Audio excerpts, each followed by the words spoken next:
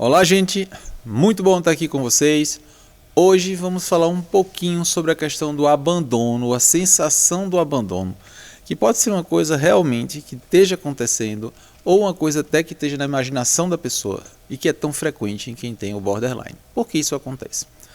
Todos nós, no período da nossa infância, a gente desenvolve uma coisa que chama apego aos nossos cuidadores.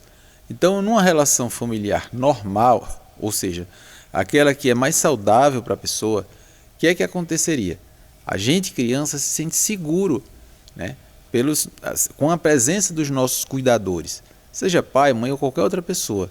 A gente tem que ter uma referência do que é cuidado. E quando essa relação é legal, quando desenvolve-se esse que a gente chama de apego seguro, o que é que acontece? As nossas necessidades emocionais, elas são supridas.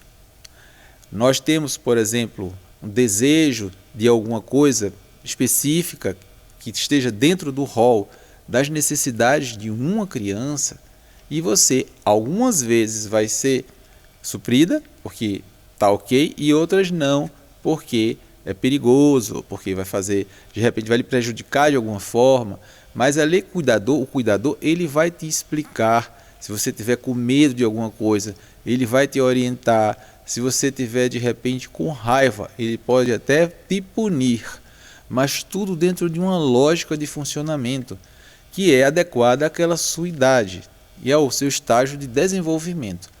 Mas quando a família é muito complicada, tem muitas brigas, muitas confusões, muitas vezes uso de álcool, violência física, agressão verbal, você muitas vezes por exprimir uma tristeza, um medo, uma angústia, você muitas vezes é até agredido, ou física ou verbalmente. Você passa por situações outras de negligência, falta de cuidado, ninguém se preocupa com você. Então o que é que acontece? O indivíduo passa por violência física, violência psicológica, negligência psicológica, física. Às vezes você está até doente mesmo e as pessoas nem sequer te levam para um cuidado, né, com um profissional para cuidar da sua saúde. Então tudo isso, dentro desse ambiente, desse contexto, você vai desenvolver o que a gente chama de apego inseguro ou desorganizado, onde inclusive expressar uma determinada emoção pode você receber uma punição por aquilo ali.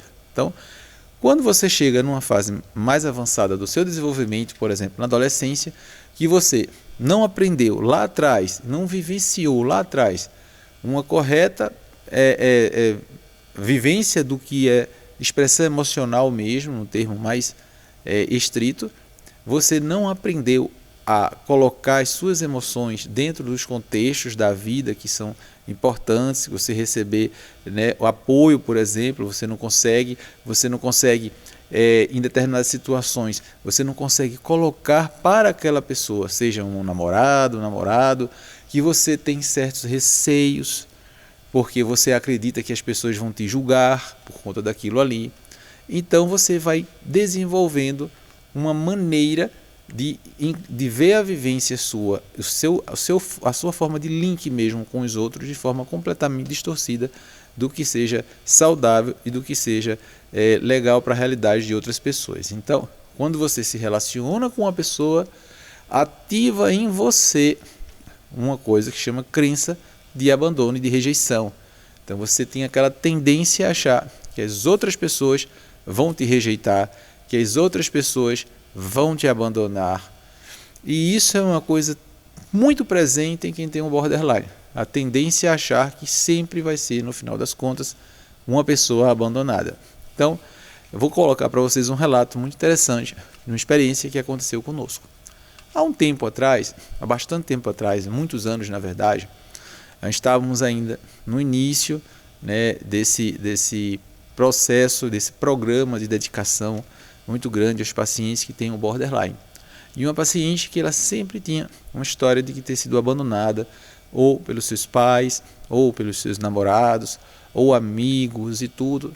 E ela se virou para mim e disse assim: eu sempre fui uma pessoa abandonada. E sei que inclusive você, em algum momento, vai me abandonar, porque é tudo assim que acontece, né? Então veja que crença tão intensa nela que existia, claro, devido às suas vivências, até mesmo no cuidado